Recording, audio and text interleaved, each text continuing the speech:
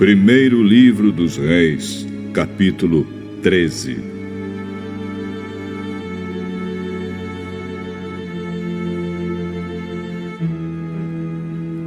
Por ordem do Senhor Deus, um profeta de Judá foi a Betel. E chegou ali quando Jeroboão estava diante do altar para oferecer o sacrifício. Seguindo a ordem do Senhor, o profeta falou assim contra o altar: Ó altar! Ó altar! O que o Senhor Deus diz é isto: vai nascer um descendente de Davi que se chamará Josias. Em cima de você, ó altar, ele matará os sacerdotes que servem nos altares pagãos e que oferecem sacrifícios em cima de você. Ele também queimará ossos de gente sobre você. Este altar cairá em pedaços, e as cinzas que estiverem nele se espalharão. Essa será a prova de que o Senhor Deus falou por meio de mim.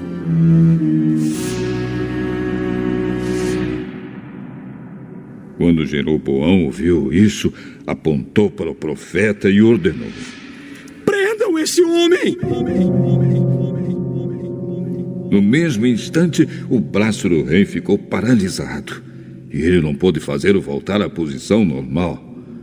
E, de repente, o altar caiu em pedaços e as cinzas se espalharam pelo chão, como o profeta, em nome do Senhor, tinha dito que ia acontecer. Então o rei disse ao profeta: por favor, acalme o Senhor, seu Deus, e orem por mim, para que ele cure o meu braço. O profeta fez o que o rei pediu, e o braço do rei sarou. Então o rei disse: venha comigo até a minha casa e coma alguma coisa. Eu vou recompensar você pelo que fez. Mas o profeta respondeu: mesmo que o Senhor me desse a metade da sua riqueza, eu não iria com o Senhor e não comeria, nem beberia nada neste lugar.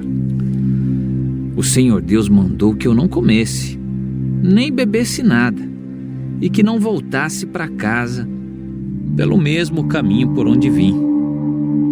E assim ele não voltou pelo mesmo caminho por onde tinha ido, mas voltou por outra estrada. Naquele tempo havia um velho profeta que morava em Betel. Os seus filhos chegaram e contaram a ele tudo o que o profeta de Judá tinha feito naquele dia em Betel e o que tinha dito ao rei Jeroboão. Então o velho profeta perguntou: e por onde ele foi embora? E eles lhe mostraram a estrada. Ele pediu que os filhos pusessem a sela no seu jumento, e eles puseram. Então o profeta montou e foi atrás do profeta de Judá.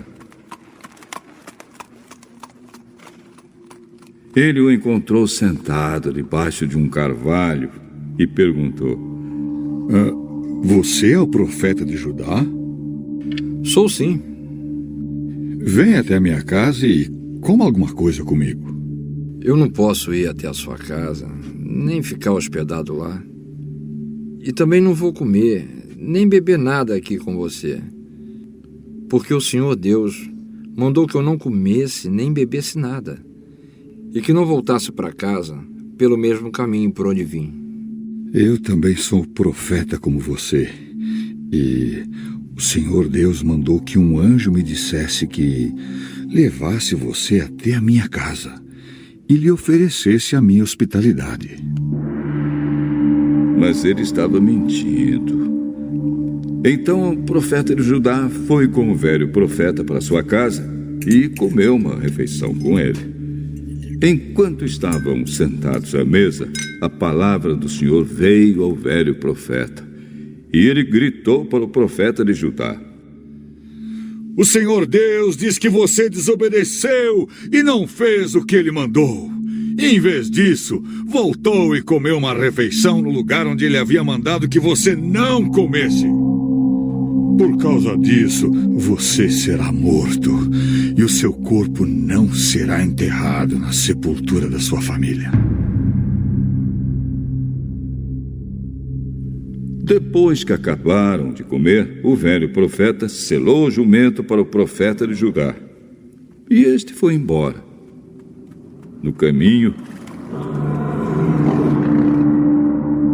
um leão o encontrou e matou. O corpo do profeta ficou jogado na estrada.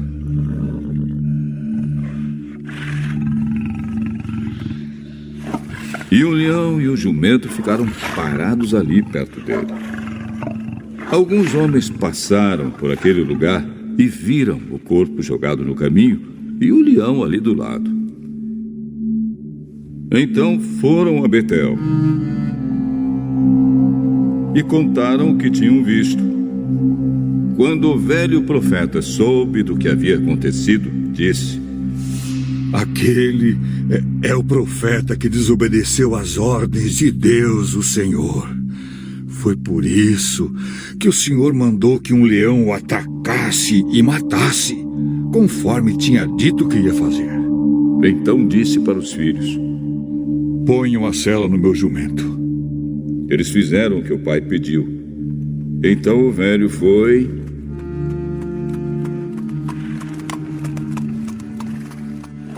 e achou o corpo do profeta caído no caminho e o jumento e o leão parados perto dele. O leão não havia comido o corpo, nem despedaçado o jumento. Aí o velho profeta pegou o corpo, pôs em cima do jumento e o levou de volta para Betel, a fim de chorar sobre ele e enterrá-lo. Ele o enterrou na sua própria sepultura. Então ele e os seus filhos choraram sobre o corpo do profeta e diziam: Oh, meu irmão, meu irmão. Depois do enterro, o velho disse aos filhos: Quando eu morrer, me enterrem nesta sepultura e ponham meu corpo perto do dele, porque certamente vai se cumprir a ameaça que ele fez por ordem de Deus, o Senhor, contra o altar de Betel e contra os lugares pagãos de adoração que existem nas cidades da região de Samaria.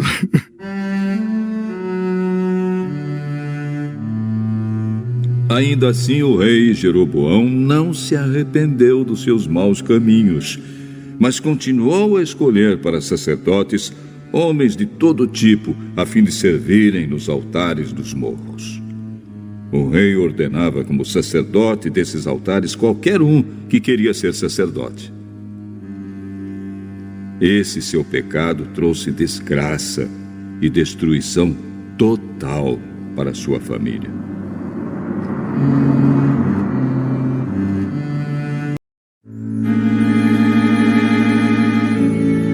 Primeiro livro dos Reis, capítulo 14. Nesse tempo, o filho do rei Jeroboão, que se chamava Abias, ficou doente. Jeroboão disse à sua mulher: Põe um disfarce para que ninguém possa reconhecer você. E vá até Siló, onde mora Aías, o profeta que disse que eu seria rei deste povo. Leve para ele 10 pães, alguns bolos e um jarro de mel. Pergunte-o o que vai acontecer com nosso filho, que ele dirá a você. Então ela foi até a casa de Aías, em Siló. Aías tinha ficado cego por causa da velhice. Mas Deus lhe disse que a mulher de Jeroboão vinha vindo perguntar sobre o filho dela, que estava doente. E Deus disse a Aías o que devia dizer a ela. A mulher de Jeroboão chegou, fazendo de conta que era outra pessoa. Porém, quando ela vinha entrando pela porta, Aías ouviu o barulho dos seus passos e disse: Entre, mulher de Jeroboão. Por que você está fingindo que é outra pessoa? Eu estou encarregado de lhe dar más notícias.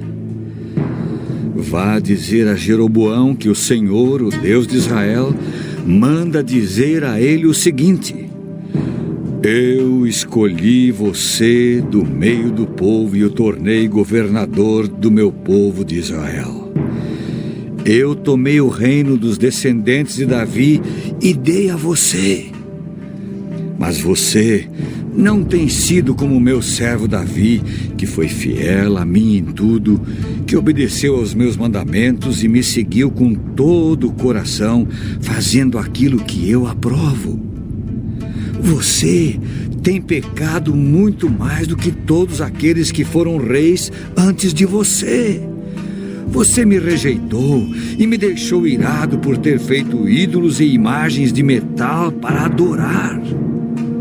Por causa disso, eu vou trazer desgraça para a sua família e vou matar todos os seus descendentes do sexo masculino, tanto os jovens como os velhos. Vou varrer a sua família como se varre esterco. As pessoas da sua família que morrerem na cidade serão comidas pelos cachorros. E as que morrerem no campo serão comidas pelos urubus. Eu, o Senhor, falei. E Aías ainda disse o seguinte à mulher de Jeroboão: agora, volte para casa. Assim que você entrar na cidade, o seu filho vai morrer. Todo o povo de Israel vai chorar por ele e vai sepultá-lo. O seu filho vai ser a única pessoa da família de Jeroboão que será sepultada, porque ele foi o único de quem o Senhor, o Deus de Israel, se agradou. O Senhor vai pôr em Israel um rei que acabará com a família de Jeroboão. E já está acontecendo isso. O Senhor vai castigar o povo de Israel, que vai tremer de medo como varas verdes. Deus vai arrancar o povo de Israel desta terra boa que Ele deu aos seus antepassados e vai espalhá-lo para além do rio Eufrates, porque eles o deixaram irado, fazendo postes ídolos para adorar. Deus vai abandonar Israel, porque Jeroboão pecou e fez com que o povo de Israel pecasse. Aí a mulher de Jeroboão saiu e voltou para Tirsa. Quando ela pôs os pés em casa, a criança morreu. E todo o povo de Israel chorou pelo menino e o sepultou, conforme o Senhor Deus tinha dito por meio do seu servo, o profeta Aías. Todas as outras coisas que o rei Jeroboão fez, como guerreou e como governou, tudo isso está escrito na história dos reis de Israel. Jeroboão foi rei 22 anos. Ele morreu e foi sepultado, e o seu filho Nadab ficou no lugar dele como rei. Roboão, filho de Salomão, tinha 41 anos de idade quando se tornou rei de Judá. Ele governou 17 anos em Jerusalém, a cidade que o Senhor Deus havia escolhido entre todas as cidades da terra de Israel como lugar onde devia ser adorado. A mãe de Roboão se chamava Naama e era do país de Amon. O povo de Judá pecou contra o Senhor e deu mais motivos para ele ficar irado do que todos os seus antepassados haviam dado. Eles construíram altares nos morros para a adoração de falsos deuses, e no alto dos morros e debaixo das árvores que dão sombra, levantaram colunas do deus Baal e postes ídolos para adorar. E havia também homens e mulheres que serviam como prostitutos nesses lugares pagãos de adoração. O povo de Israel fez todas as coisas vergonhosas que faziam os povos que o Senhor Deus havia expulsado da terra, conforme os israelitas iam avançando para dentro do país.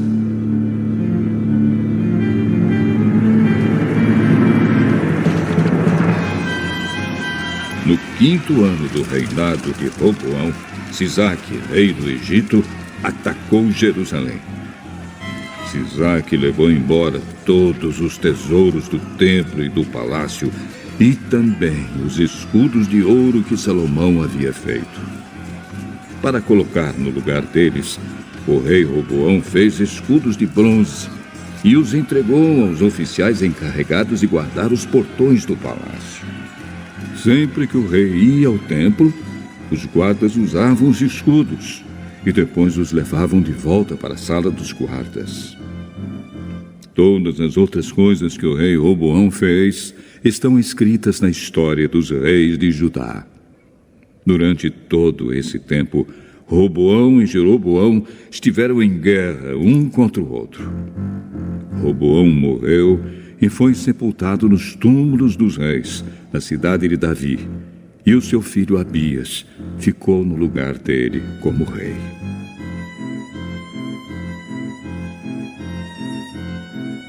A mãe de Roboão se chamava Naama e era do país de Amon.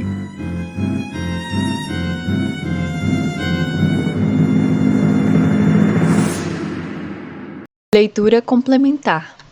Profetas e Reis, capítulo 7. Jeroboão. Elevado ao trono pelas 10 tribos de Israel que se haviam rebelado contra a casa de Davi, Jeroboão, outrora servo de Salomão, estava em posição de proceder a sábias reformas, tanto nos negócios civis como nos religiosos. Sob o governo de Salomão, havia ele mostrado aptidão e sadio discernimento, e o conhecimento que havia adquirido durante anos de fiel serviço capacitava-o a governar com prudência. Mas Jeroboão deixou de pôr em Deus sua confiança. O maior temor de Jeroboão era que em qualquer tempo no futuro o coração de seus súditos se deixasse cativar pelo ocupante do trono de Davi. Raciocinou ele que, se às 10 tribos fosse permitido visitar com frequência a antiga sede da monarquia judaica, onde os serviços do templo eram ainda dirigidos como nos anos do reinado de Salomão, muitos poderiam sentir-se inclinados a renovar sua submissão ao governo centralizado em Jerusalém. Trocando ideia com seus conselheiros, Jeroboão determinou, num ousado golpe, obstar, tanto quanto possível, a probabilidade de uma revolta contra seu governo. Isso pretendia ele levar a termo, criando dentro dos limites de seu recém-formado reino 2 centros de adoração, um em Betel e outro em Dan.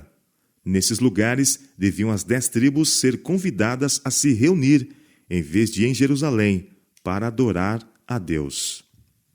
Planejando esta transferência, intentava Jeroboão apelar à imaginação dos israelitas, colocando perante eles alguma representação visível para simbolizar a presença do Deus invisível.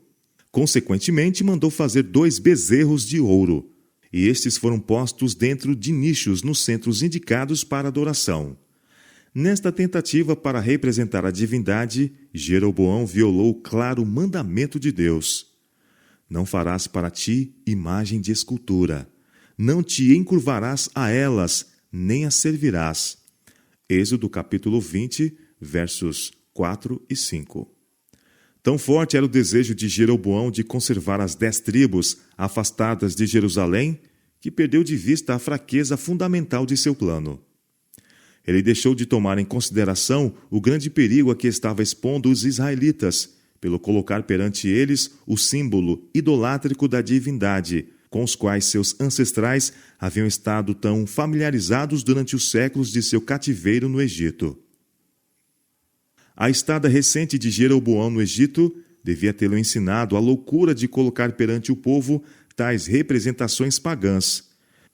Mas seu decidido propósito de induzir as tribos do norte a não continuar sua visita anual à Cidade Santa levou-o a adotar a mais imprudente das medidas. Muito trabalho vos será o subir a Jerusalém, insistiu ele. Vês aqui teus deuses, ó Israel, que te fizeram subir da terra do Egito. 1 Reis, capítulo 12, verso 28. Assim foram eles convidados a se prostrarem perante imagens de ouro e a adorar estranhas formas de culto. O rei procurara persuadir os levitas, alguns dos que estavam vivendo em seus domínios, a servirem como sacerdotes nos altares recém-erguidos em Betel e Dan. Mas nesta tentativa ele foi ao encontro do fracasso. Foi então compelido a elevar ao sacerdócio homens dos mais baixos do povo. 1 Reis, capítulo 12, verso 31. Alarmados com as perspectivas, muitos dos fiéis, incluindo-se um grande número de levitas, fugiram para Jerusalém, onde podiam adorar em harmonia com os divinos reclamos. E fez Jeroboão uma festa no 8º mês, no dia 15º do mês, como a festa que se fazia em Judá, e sacrificava no altar. Semelhantemente fez em Betel, sacrificando aos bezerros que fizera. Também em Betel estabeleceu sacerdotes dos altos que fizera. 1 Reis, capítulo 12, verso 32. O ousado desafio do rei a Deus, ao pôr de lado instituições divinamente indicadas, não foi permitido passar sem repreensão. No momento mesmo em que ele estava oficiando e queimando incenso durante a dedicação do altar estranho que havia levantado em Betel, apareceu ali perante ele um homem de Deus do reino de Judá, enviado para denunciá-lo pela presunção em introduzir novas formas de culto. O profeta declarou contra o altar. Disse: Altar assim diz o Senhor: Eis que um filho nascerá à casa de Davi, cujo nome será Josias, o qual sacrificará sobre ti os sacerdotes dos altos que queimam sobre ti incenso, e ossos de homens se queimarão sobre ti. E deu naquele mesmo dia um sinal dizendo: Este é o sinal de que o Senhor falou. Eis que o altar se fenderá, e a cinza que nele está se derramará. Imediatamente o altar se fendeu, e a cinza se derramou do altar, segundo o sinal que o homem de Deus apontara pela palavra do Senhor. 1 Reis, capítulo 13, versos 2, 3 e 5. Ao ver isto, Jeroboão se encheu de um espírito provocador contra Deus e procurou conter o que lhe tinha apresentado a mensagem. Cheio de ira, ele estendeu a sua mão de sobre o altar, dizendo: Pegai ele! Seu ato impetuoso encontrou reprovação imediata. A mão estendida contra o mensageiro de Jeová tornou-se de súbito impotente e seca, e não a podia tornar a trazer a si. Tomado de terror, o rei apelou ao profeta para que intercedesse por ele a Deus. Ora à face do Senhor teu Deus, suplicou ele, e roga por mim, que a minha mão se me restitua. Então o homem de Deus orou à face do Senhor, e a mão do rei se lhe restituiu, e ficou como dantes. 1 Reis, capítulo 13, versos 4 e 6. Baldado fora o esforço de Jeroboão para revestir de solenidade a dedicação de um altar estranho, cujo respeito haveria levado ao desrespeito pelo culto de Jeová no templo de Jerusalém. Pela mensagem do profeta, o rei de Israel deveria ter sido levado ao arrependimento, a renunciar seus ímpios desígnios, os quais estavam desviando o povo do verdadeiro culto de Deus. Mas ele endureceu o coração e decidiu seguir o caminho de sua própria escolha. Por ocasião da festa em Betel, o coração dos israelitas não estava completamente endurecido. Muitos eram suscetíveis à influência do Espírito Santo. O Senhor decidiu que os que estavam indo a passos rápidos para o caminho da apostasia deviam ser obstados em seu curso antes que fosse demasiado tarde. Ele enviou seu mensageiro para interromper o procedimento idólatra e revelar ao rei e ao povo qual seria o resultado de sua apostasia. A ruptura do altar era um sinal da desaprovação de Deus, a abominação que estava sendo praticada em Israel. O Senhor procura salvar, não destruir. Ele se deleita na libertação de pecadores. Vivo eu, diz o Senhor Jeová, que não tenho prazer na morte do ímpio. Ezequiel capítulo 33, verso 11. Por meio de advertências e rogos, ele convida o obstinado a cessar de praticar o mal e a voltar-se para ele e viver. Dá a seus escolhidos mensageiros santa ousadia, para que os que ouvirem temam e sejam levados ao arrependimento. Quão firmemente o homem de Deus repreendeu o rei. E esta firmeza era essencial. De nenhuma outra maneira podiam os males existentes ter sido reprovados. O Senhor deu a seu servo ousadia, para que perdurável impressão fosse feita nos que ouviram. Os mensageiros do Senhor não devem jamais temer a face do homem, mas sim permanecer inflexíveis pelo direito. Enquanto sua confiança estiver posta em Deus, não precisam temer, pois aquele que lhes deu uma tarefa também lhes assegura seu protetor cuidado. Havendo apresentado sua mensagem, o profeta estava para retornar quando Jeroboão lhe disse: Vem comigo à casa e conforta-te, e dar-te-ei um presente. Ainda que me desses metade da tua casa, replicou o profeta, não iria contigo, nem comeria pão, nem beberia água neste lugar, porque assim me ordenou o Senhor pela sua palavra, dizendo: Não comerás pão, nem beberás água, e nem voltarás pelo caminho por onde foste. 1 Reis capítulo 13, versos 7 a 9. Bom teria sido ao profeta se ele tivesse se apegado ao seu propósito de retornar sem delongas à Judéia.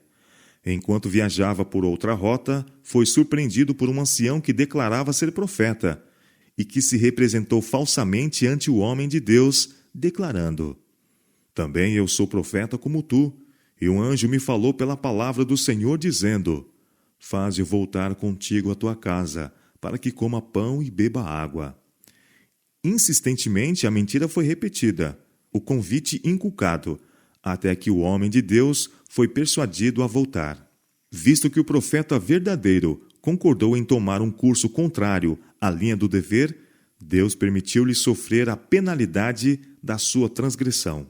Enquanto ele e o que o convidara a retornar a Betel estavam à mesa, a inspiração do Todo-Poderoso veio ao falso profeta, e ele clamou ao homem de Deus que viera de Judá, dizendo: Assim diz o Senhor, porquanto foste rebelde à boca do Senhor e não guardaste o mandamento que o Senhor teu Deus te mandara, teu cadáver não entrará no sepulcro de teus pais.